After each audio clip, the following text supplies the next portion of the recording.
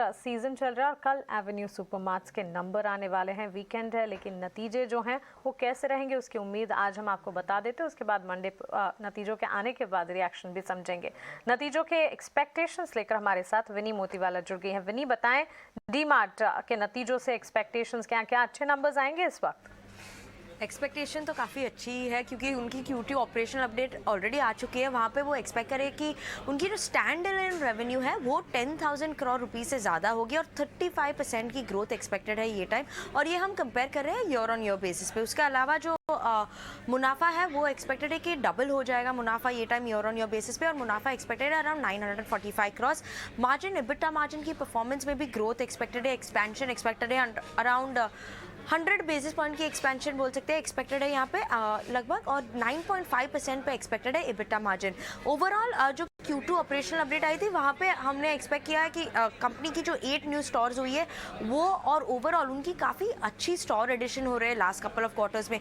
तो ये एक चीज़ है जो सपोर्ट करे उनके ओवरऑल रेवेन्यू ग्रोथ को। उसके अलावा जो सेल्स में इम्प्रूव हो रही है, जनरल मर्चेंडाइज की सेल्स इम्प्रूव हो रही है, उसकी वजह से भी रेवेन्यू काफ़ी अच्छी हो रही है और मार्जिन्स को भी ये सपोर्ट करिए। इसीलिए ऑल इन ऑल ये टाइम एक्सपेक्टेड जो अर्निंग्स है वो तो अच्छे हैं, और कमेंट्री जो आई थी ऑपरेशनल अपडेट में वहाँ पे भी काफ़ी अच्छी एक्सपेक्टेशन है कमेंट्री आते हुए भी।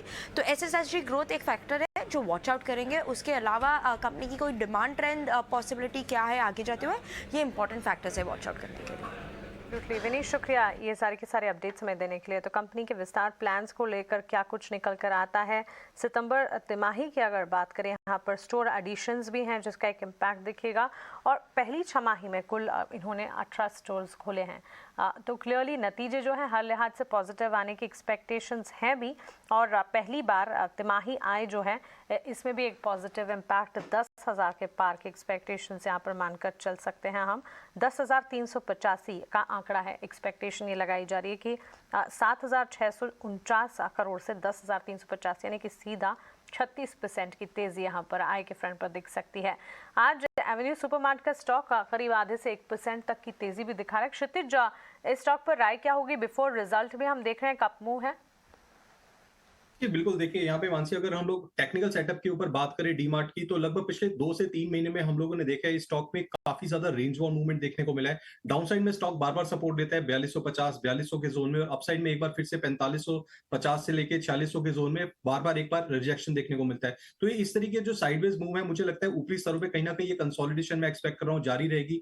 ट्रेडर्स पॉइंट ऑफ व्यू से अगर मैं बात करूँ तो सबसे अच्छा नज़रिया जो रहेगा ट्रेड करने का स्टॉक के अंदर, वो यही रहेगा कि 4250 के लगभग अगर आपको मिलता है तो यहाँ पे लॉन्ग पोजीशन बनाई जा सकती है 4150 के स्टॉप लॉस के साथ, और ऊपरी स्तरों पे 4500 की तरफ स्टॉक अगर मूव करते हैं तो वहां पे प्रॉफिट टेकिंग बिल्कुल आप लोग कर सकते हैं। अब बात करते हैं थोड़ा मीडियम टर्म पर्सपेक्टिव से, अगर किसी के पास ऑलरेडी होल्डिंग पड़ी है तो मुझे लगता है ब्रॉडर स्ट्रक्चर अभी भी स्टॉक के अंदर कहीं ना कहीं पॉजिटिव साइड पे ही यहाँ पे पॉइंट आउट कर रहे हैं। डाउन साइड में जैसे कि मैंने बताया 4150 के लेवल्स जब तक स्टॉक होल्ड कर रहा है, यहाँ पे बुलिश मोमेंटम जारी रहने की, कैरी करने की यहाँ पे बिल्कुल चांसेस ज्यादा है स्टॉक के। तो अपसाइड की बात करें, जो ब्रेकआउट लेवल स्टॉक के निकल के आएंगे वो निकल आएंगे 4550 के। तो 4550 के ऊपर एक बार स्टॉक ब्रेकआउट देता है तो मुझे लगता है 4750 से 4800 जोन में मीडियम टर्म पर्सपेक्टिव से स्टॉक बिल्कुल मूव करने की यहाँ पे प्रोबेबिलिटी रखता है। लॉन्ग पोजीशंस यहाँ पे जिनके पास होल्ड है उनको मैं सलाह दूंगा अपनी पोजीशंस को होल्ड रखिए। ट्रेडिंग पर्सपेक्टिव से फिलहाल थोड़ा सा साइड लाइन रहेंगे हम लोग। एक बार स्टॉक के रिजल्ट्स आए थे, किस तरीके से प्राइस एक्शन आप देखने को मिलता है, उसके बाद ही कोई फ्रेश ट्रेड मैं यहाँ पे सलाह दूंगा लेने के लिए। ओके, रिजल्ट से पहले एक बार वॉच लिस्ट में डालें स्टॉक को। लेकिन